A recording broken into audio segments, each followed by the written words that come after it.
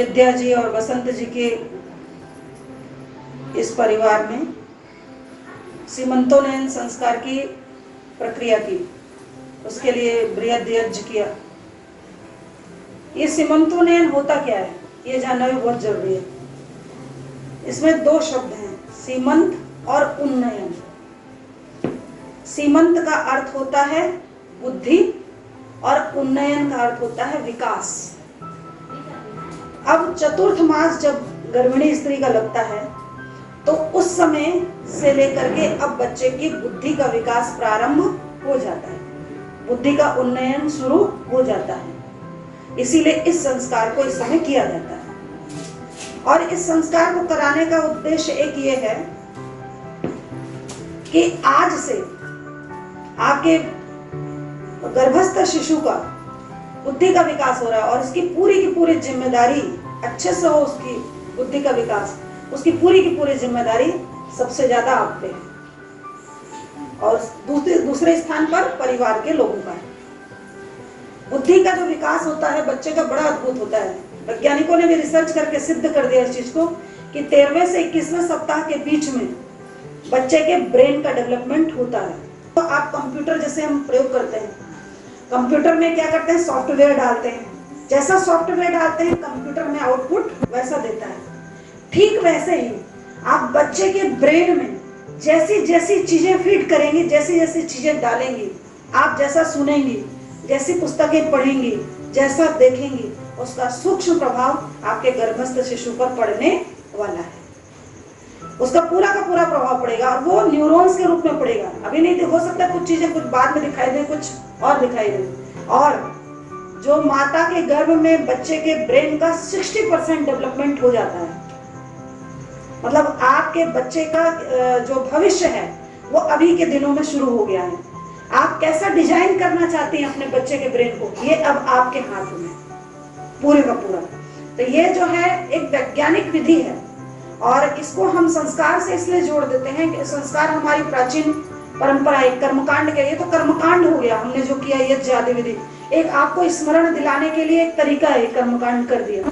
लेकिन अब आपकी प्रक्रिया शुरू हो रही है आज से। समझो आपको अब क्या करना है, अपने गर्भस्थ शिशु के लिए अच्छी अच्छी चीजें पढ़नी है और अच्छी अच्छी चीजें देखनी है। अगर आपने इस समय मोबाइल देखने का अभ्यास बना लिया तो निश्चित है आपका बच्चा पैदा होने के बाद जल्दी मोबाइल की ओर आकर्षित होगा। मतलब आप जैसा कृत्य करेंगे और उसका सूक्ष्म जो विचार आपके दिमाग में जाएगा, उसका सीधा सीधा प्रभाव आपके बच्चे पर पड़ने वाला है। तो आपको आज से अच्छा खाना है, अच्छा देखना है, अच्छा पढ़ना है। जो पुंसवन संस्कार होता है वहां तक शारीरिक विकास का रहता है। शारीरिक विकास तो साथ में चलेगा, लेकिन मेन जो भ्रूण बन जाता है वो 3रे महीने तक बन जाता है बोलते हैं। और उसके बाद जो होता है मस्तिष्क का विकास प्रारंभ होता है और मस्तिष्क का विकास आपका प्रारंभ होगा बच्चे का। तो मस्तिष्क के विकास के लिए अच्छे अच्छे साहित्य इनको ला करके दीजिए, अच्छी अच्छी चीजें पढ़ेंगे, नियमित दोनों टाइम स्वाध्याय करो, कैसे भी हो सुबह शाम आपको स्वाध्याय करना है, आधा घंटा कम से कम निकालो। तक पढ़ने बोरिंग लगती है तो कहानियों की अच्छी अच्छी मंगाइए, हाँ जो भी, मतलब अच्छी अच्छी चीजों को पढ़िए। चाणक्य नीति है, विदुर नीति है, क्या बनाना चाहते हैं उसके हिसाब से आप बच्चे का ब्रेन का डिजाइन करना। मैंने सीधा सा शब्द बता दिया, डिजाइन करना है आपको ब्रेन का। बाद में सोचोगे ना मैं बच्चे को ये बनाऊं, नहीं बनेगा, वो बात का काम नहीं होता है। लोग सोचते हैं बाद में मार के थप्पड़ के ये करके सुधार लेंगे, वो नहीं सुधरते बच्चे। जो सुधार करना है अभी करना है। तो जो आपको डिजाइन करना है आज से शुरू कर दो उसको, ठीक है, वो डिजाइन बनाना अपने मन। हाँ ये बनाना है तो मुझे इससे संबंधित पुस्तकें पढ़नी। अभिमन्यु की कहानी तो उतनी सत्य नहीं है, लेकिन उसमें पूरा झूठ भी नहीं, पूरा झूठ भी नहीं उसमें। मतलब गर्भस्थ शिशु जो होता है माँ की एक एक चीज को ग्रहण करता है।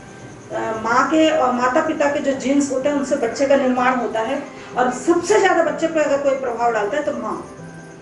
इसीलिए माँ को ही निर्मात्री कहा जाता है, माता निर्माता भवती, माँ ही निर्माण करती है। तो माँ जो है निर्माण करने वाली है, आप ही निर्मात्री हैं उसकी। आज से उसके ब्रेन का डिजाइन आपको करना है, कैसे डिजाइन होगा, कैसा होगा, सब सोचना विचारना, वैसा ही सोचना वैसा होगा और ईश्वर से प्रार्थना करना। प्रतिदिन सुबह शाम विचारना है अच्छा अच्छा और ईश्वर से प्रार्थना करना है कि भगवान मैं ये चाहती हूँ ऐसा हो। निश्चित मनोकामना इष्टापूर्ति ईश्वर को कहा जाता है, इष्टापूर्ति करने वाला वो आपकी इच्छाओं को पूरा हो गया। भगवान बना के शुरू कर दे। अब देखो एक चीज और देखना, अब आपको मोमेंट पता चलेगा, जो ब्रेन होता है शरीर का कमांड लेना शुरू कर देगा। पूरा का सिर पहले भगवान है साथी। तो अब ब्रेन जो है आपका बच्चे का ब्रेन वो शरीर का अपना कमांड लेना शुरू कर देगा।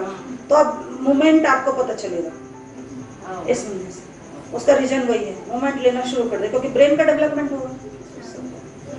ये होता है, ये साइंटिफिक रीजन है। और खाने में भी मैंने शुरू में ही बताया आपको, ये एग्जाम्पल आपको कि शर्करा, प्रोटीन और तीसरा वसा, चिकनाई के लिए तिल, ये तीनों चीजें इसमें डली हुई हैं। तो ये तीनों चीज अनिवार्य होनी चाहिए। पालक आदि हरी सब्जियां खा सकते हैं आप, मूंगफली वगैरह में भी प्रोटीन भरपूर रहता है, दाल वगैरह भी खाते रहिए अच्छे से, और मन खुश रखिए, परिवार वालों को भी आप खुश रखिए, क्योंकि आप खुश रहेंगी तो आपके होने वाला जो आने वाला गर्भस्थ जो शिशु है वो भी प्रसन्न रहेगा।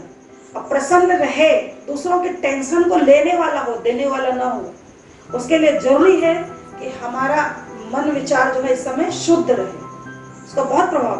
और ऐसा भी नहीं होना चाहिए कि मैं दिखाने के लिए खुश हूँ और अंदर से दुखी हूँ, उसका फिर सूक्ष्म प्रभाव वही पड़ेगा जो अंदर रहेगा। मतलब यहाँ बाहर का कोई प्रभाव नहीं पड़ता है, जो अंदर सूक्ष्म आपके विचार में बैठ रहा है वो प्रभाव पड़ने वाला है। तो ये है सीमंतोन्नयन संस्कार का मेन जो चीज है, आपका उद्देश्य है जो इसको कराने का आज ये है कि आपको आज से ये चीजें करनी है। यहाँ मैंने थोड़ी सी आप लोगों को प्रक्रिया बता दी है। अब ध्यान देना है आप लोगों को कि क्या करना है क्या नहीं करना है। आप समझदार परिवार हैं, सब माता पिता और बड़े भाई लोग सब सहयोगी स्वभाव के हैं, सब सहयोग करते हैं, ये आपका सौभाग्य है। और सबसे बड़ा आपका सौभाग्य ये है कि वो आपकी चीजों को अपनाने को तैयार हैं। नहीं तो सामान्यतः वर्तमान समय में पढ़ी लिखी पत्नियां पति के साथ नहीं चलती, वो अपना चलाती हैं। तो ये आपका भी सौभाग्य है और आपका सौभाग्य कि आपको अच्छा परिवार मिला है, ऐसा ये आपका सौभाग्य। तो आप दोनों ही सौभाग्यशाली हैं और सौभाग्य को अपने बढ़ाएं, आगे जीवन में आप दोनों खुश रहें, परिवार वालों को भी खुश रखें। आप दोनों का ये प्रयास होना चाहिए कि मेरे कारण मेरे परिवार वालों को कोई कष्ट न हो। ये सब बहुओं का और बेटों का कर्तव्य होता है कि मेरे कारण मेरे परिवार के किसी भी व्यक्ति को, चाहे छोटा हो मेरे से चाहे बड़ा हो, उसको कष्ट नहीं होना चाहिए। बस इतना ही अगर सब ध्यान रख लें तो इदं नमो में जो मंत्र के लास्ट में हमने बोला वो सार्थक हो जाएगा। आपका ये जो संस्कार कराने का कार्य है वो भी सार्थक होगा। बस इन शब्दों को बोलते हुए मैं आपको आशीर्वाद देती हूँ कि आप दोनों अच्छे से रहें और आपका आगामी जो संतान होने वाला आपका जो गर्भस्थ शिशु है परिपुष्ट हो, अच्छे से स्वस्थ हो, अच्छे से बुद्धिजीवी हो। बस इन्हीं शुभकामनाओं के साथ अपनी वाणी को ही विराम दूंगी। ओम शांति।